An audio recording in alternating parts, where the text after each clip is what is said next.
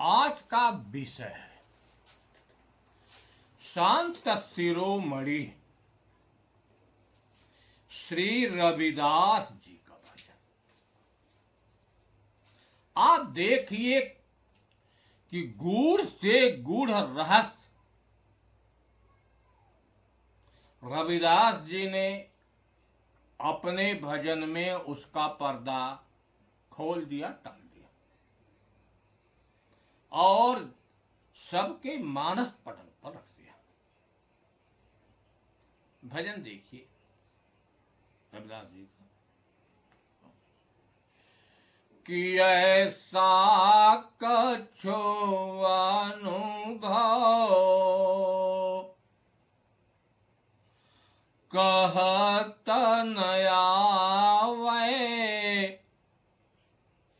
साहेब मिले तो को बिलगावे। पहला पद है। उन्होंने कहा कि ऐसा कुछ अनुभव है जो कहने में नहीं। बात यह है कि अनुभव किसे कहते हैं। उन्होंने अनुभव शब्द का प्रयोग किया। अनुभव उसको कहा जाता है कि है, लेकिन कैसा है इसका वर्णन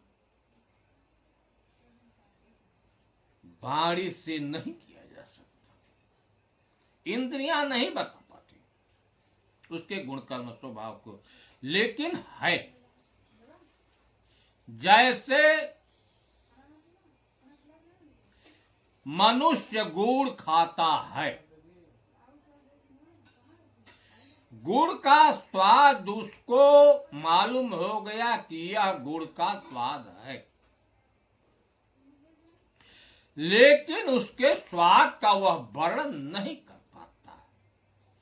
अनुभव में है स्वीकार किया जाता है, लेकिन कैसा है इसका वर्णन नहीं। इसको हम अनुभव कहते हैं। ऐसा कुछ अनुभव कहत न आवे। अनुभव हो रहा है, लेकिन वाणी उसको व्यक्त नहीं कर। क्या अनुभव हो रहा है कि साहेब मिले तो को बेलगावे। आपने देखा साहेब शब्द का प्रयोग है कि साहेब अगर मिल गए तो उनसे कौन अलग कर सकता है। साहेब किसको कहा गया है, हम इसको भी जान लें। कबीर साहब ने कहा कि साहेब है सर्वात्मा, सबके हृदय माय, मिलना तो अति सहज है, जन खोजी है ना। उन्होंने कहा साहब है सर्वात्मा,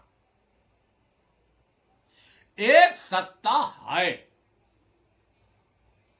जो सबके अंदर आत्मा रूप से है। एक है, लेकिन कैसा है नहीं व्यक्त कर सकते। ये शरीर में उसकी अनुभूति होती है, लेकिन बाहर है एक सत्ता। जैसे हवा है, बाहर है, वही हवा इस शरीर के भीतर होती है। एक शरीर के भीतर एक ही हवा है, लेकिन अलग अलग कार्य करने से उसको अलग नामों से कहा गया। लेकिन बाहर न होती हवा तो भीतर न होती।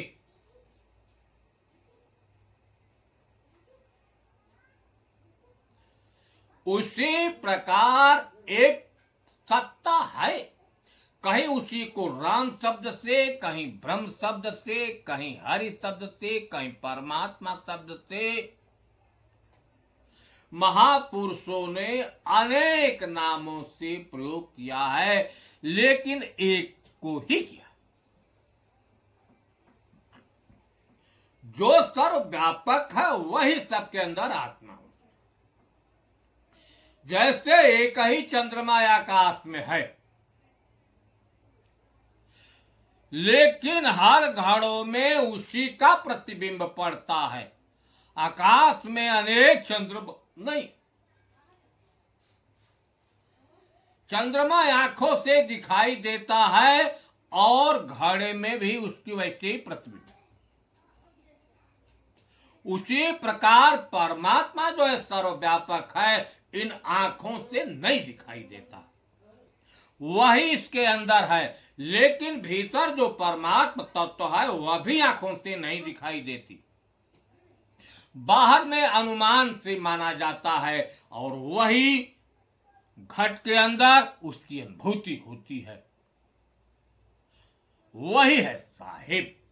इसी आत्म तत्व को रविदास जी ने साहिब नाम से कहा साहेब मिले तो को बिलगा। साहेब सबके अंदर है, लेकिन इस शरीर में रहने वाली जो मन बुद्धि है, जबकि मन बुद्धि उसी साहेब से, उसी परमात्मा से ही चैतन्य है, लेकिन आज तक मन बुद्धि उस परमात्मा तत्व को नहीं जान पाई कि जिससे यह चैतन्य। अगर एक बार गुरु के कृपा से, संतों की कृपा से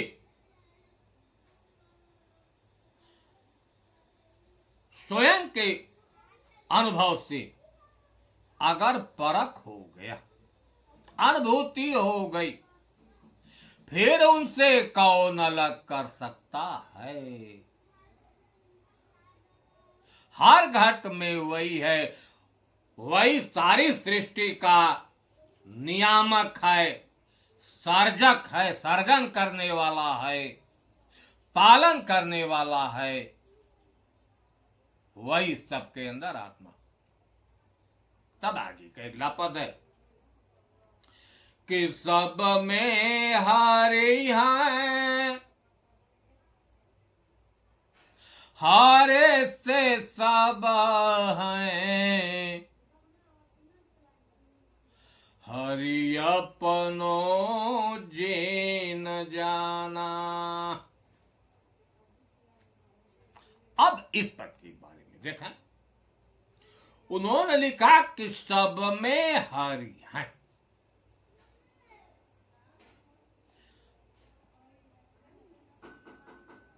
हरि क्यों कहा गया? जो हर जगह है और हर घट में है, इसलिए महापुरुष संत उसको हरि शब्द से कहे कि सब में हरि है।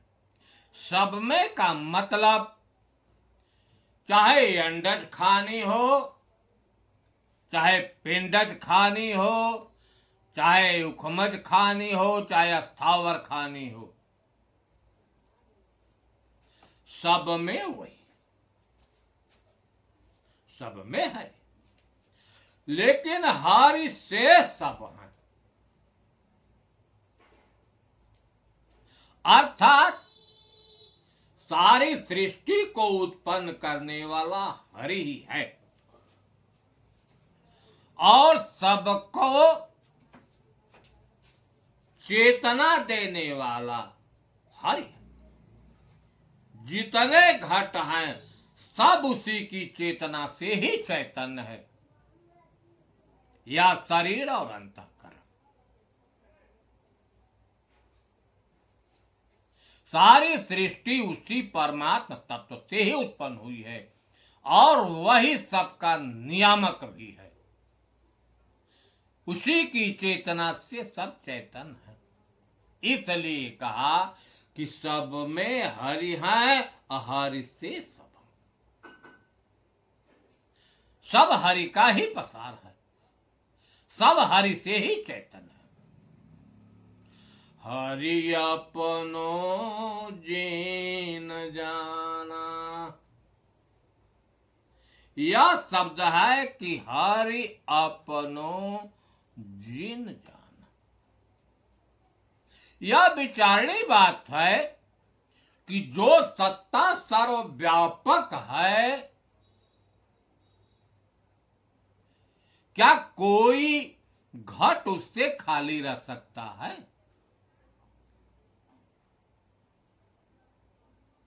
जो सर्वव्यापक है, सर्वत्र है,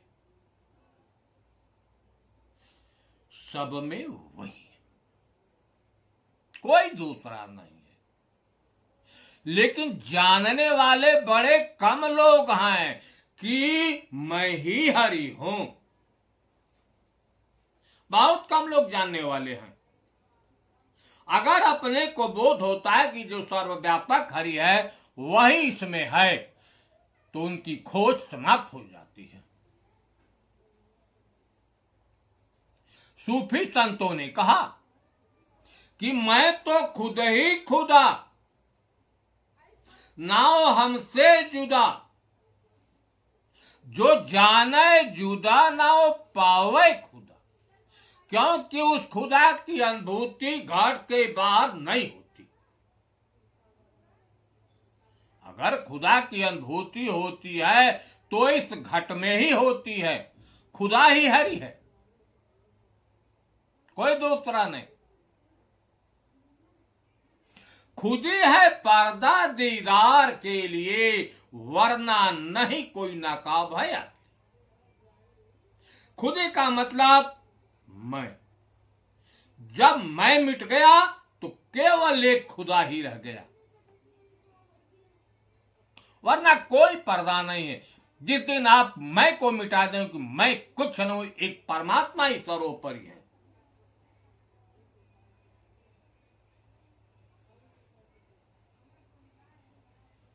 तो हरि अपनो जिन जाना। कौन लोग जाने? जिनको आत्म अनुभूति हुई, आत्म के लक्षण शरीर में प्रदर्शित हुए, जाने वही जाने कि मैं भी हरि हूं, इस शरीर में हरि है। आगे बताए, साखी नहीं और कोई दूसरा,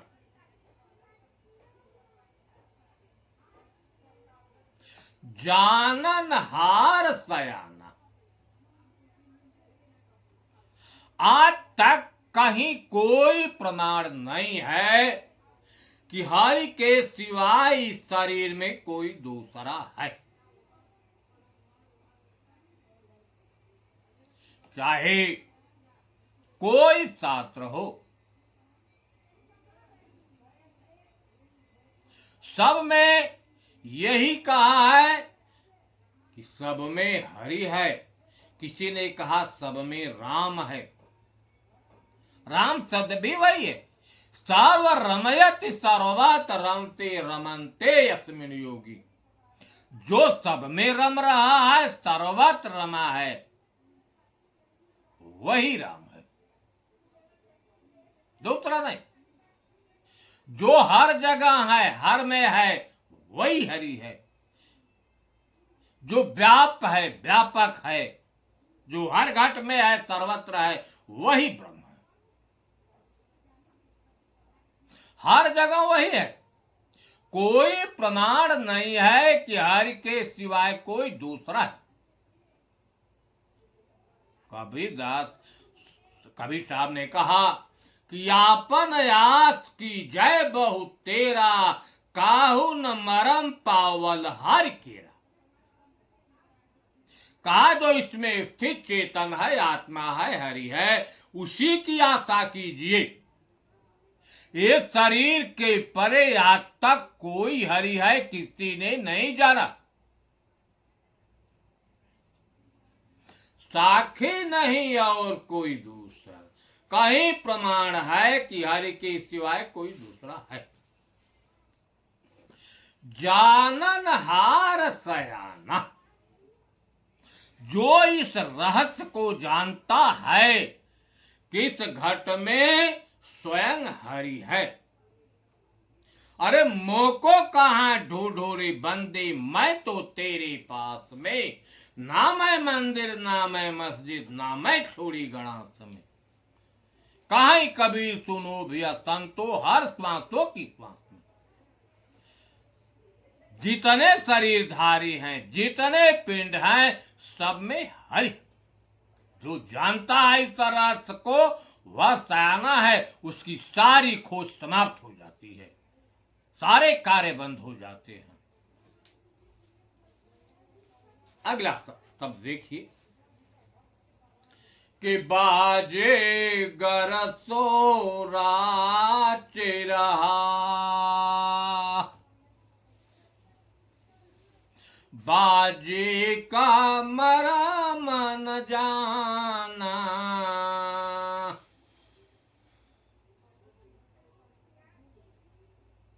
बाजीगर सो राच रहा, बाजी का मरम। बाजे झूठ साच, बाजेगर जाना मन पतियाना। अब सवाल उठता है कि एक बाजी है और एक बाजीगर। बाजी क्या है? जो चीज मानव बनाया है, चाहे मुंदरी बनाया, चाहे मस्जिद बनाया, चाहे वेद बनाया, चाहे पुराण बनाया, चाहे कुरान बनाया, बनाने वाला बाजी। और जो चीज बनी वह बाजी, और जो बनाया वह बाजीगर है। ईश्वर नाम रखने वाला कौन है? ब्रह्म कहने वाला कौन है? परमात्मा कहने वाला कौन है? हरि कहने वाला कौन है? एक जीव में मनुष्य शरीरधारी आत्मा, जो मनुष्य शरीरधारी है, हर घट में वही आत्म तत्व है।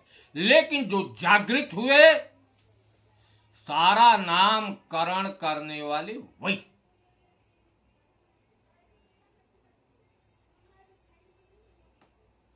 मंदिर को बनाने वाला यही मानव है, जबकि हर घाट में वही परमात्मा तो है। उसी की चेतना शक्ति से अंतःकरण चेतन होता है। इसको कार्य करने वाली वही चेतन की माया शक्ति, सारे नामकरण करने वाली यही बुद्धि है। क्योंकि बुद्धि के अंदर स्वयं की चेतना नहीं है, वह चेतन की चेतना से चेतन है। क्रिया शक्ति, ज्ञान शक्ति चेतन की है। सारे चीजों का निर्माण करने वाला, नामकरण करने वाला यही बुद्धि है, जो कि चेतन की सत्ता से चेतन है। कहीं जीव की संज्ञा भी दी जाती है। यही बाजीगर है। और जितनी चीजें बनाई हैं सब बाजी है। बाजीगर सो राच रहा, बाजी का मरम न जाना। बाजीगर ने तो मंदिर बना दिया, मंदिर का देवता बना दिया, और वह उसी का गुलाम बन गया। अपने को नहीं जान पाया कि मेरा ही बनाया हुआ है, मेरा ही निर्माण किया है। प्राण प्रतिष्ठा करने वाले मैं नहीं जान पाया। बाजी का मर्म। तब रजासी ने कहा कि बाजी झूठ साच बाजीगर। अंतिम में निर्णय दिया उन्होंने कि जो चीज बनाई जाती है वह झूठी है और जिसने बनाया है वही सत्य है। चच्चा चित्र रचियो बहु भारी। ज्ञान चौतीसा में उन्होंने कहा कबीर साहब ने कि चच्चा चित्र रचियो बहु भारी, चित्र छाणुत चेतु चित्रकारी। काया संसार एक चित्र है, जो कुछ आंखों से दिखाई देता है वह चित्र है। इस चित्र को रचने वाला चित्रकार जो स्वयं इस शरीर में है, जीवात्मा। लेकिन सारे कार्यों को करने वाली वही एक माया शक्ति है जो कि चेतन की सत्ता से अब कार्य करती है।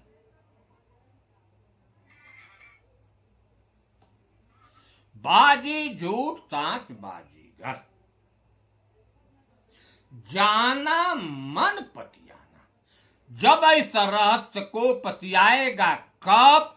जो कभी आत्मज्ञानी गुरु मिल जाएंगे, तत्वदर्शी संत मिल जाएंगे, इस अज्ञान के पर्दा को हटा देंगे।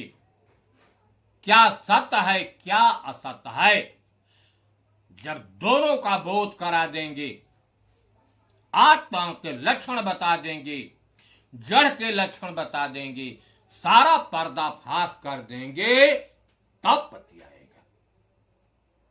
जान जाएगा तब पति आएगा।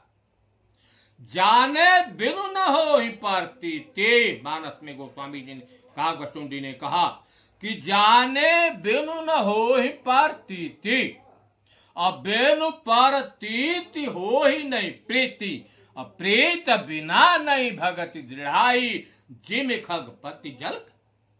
जब जानेगा तब प्रतीत होगा, तब उसकी प्रीत होगी, तब ज्ञान का पर्दा हटे। आगे बताए क्या बता रहे हैं कि मन थिर हो यत कोई सूझे, जाने जानन हारा। अब देखिए उन्होंने एकदम निर्णायक पद पर कहा, एकदम सार निचोड़ कर बोलने जा रहे हैं कि मन स्थिर हो या तो कोई सूझ। जब तक मन विषयों में दौड़ता है तो दौड़ रहा है, जब मन स्थिर होगा, विषयों से हटेगा, तो कोई सूझ है। सबको नहीं कहा, किसी को जिसका मन स्थिर हो गया है, जिसको आत्मज्ञानी गुरु से मुलाकात हो गया। जान जानन हारा, जो सबका जनैया है तब उसको जानेगा।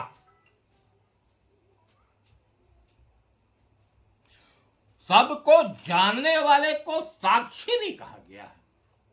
साक्षी का मतलब देखने वाला, जानने वाला, परखने वाला, देखने वाला, एक ही बात। साक्षी पुरंदर ढाई परे, बिबी अक्षर युग चार, रसनारंभण होत है, कर न सकत निर्वात। एक शरीर में जो साक्षी पुरुष है वही राजा है, पुरंदर है, वही आत्मा है, वही परमात्मा है। ढाई परे लोग उससे दूर हो गए, गिर गए। आज की बात नहीं, चारों युगों से चल रही है। रसनारंभण होता है, जिह्वा से कोई नाम रटते हैं लेकिन निर्वार नहीं कर पाते। उसी को कहा।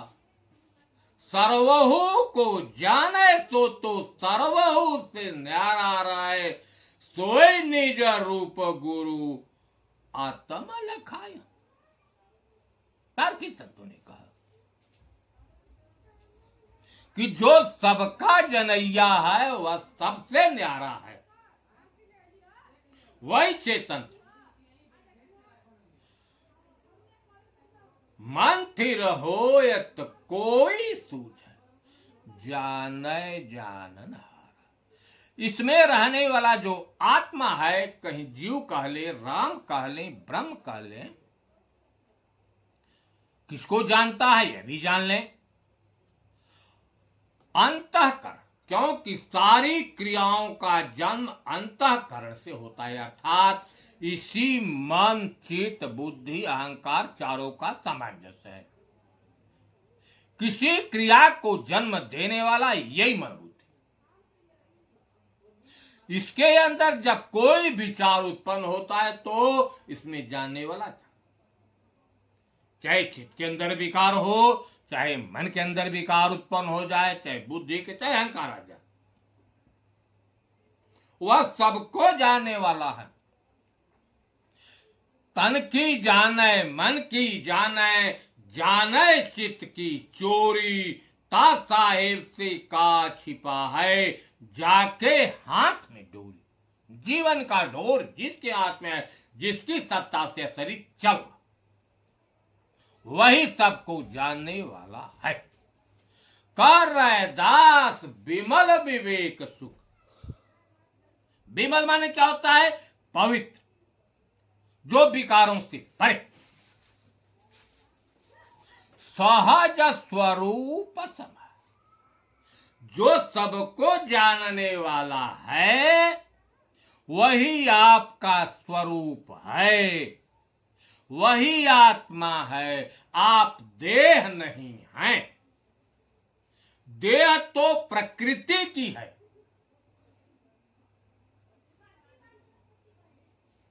आप है साक्षी, देखने वाले, सबको जानने वाले, वही अपना स्वरूप है। इस घट में जो सबको देखने वाला है, सबका जनैया है, वही आत्मा है, वही आप हैं। जासो सकलो परखिया, सो आत्म निज रूप, तहां रहो स्थिर तो नहीं जाए भ्रम। जो सबको देखने वाला है वही आत्मा है, वही आपका स्वरूप है। आत्म आत्म सब ही कात, जानत बिरला कोई, साक्षी दृष्टा हो जो आत्म कहिए सो। वही आत्म है, वही आपका। आपने देखा रैदास जी ने सारे गूढ़ रहस्यों को एक भजन में आपके सामने सारा पर्दा खोल दिया। ऐसे महापुरुष को बार बार नमन हम करते हैं। साहेब बंदगी।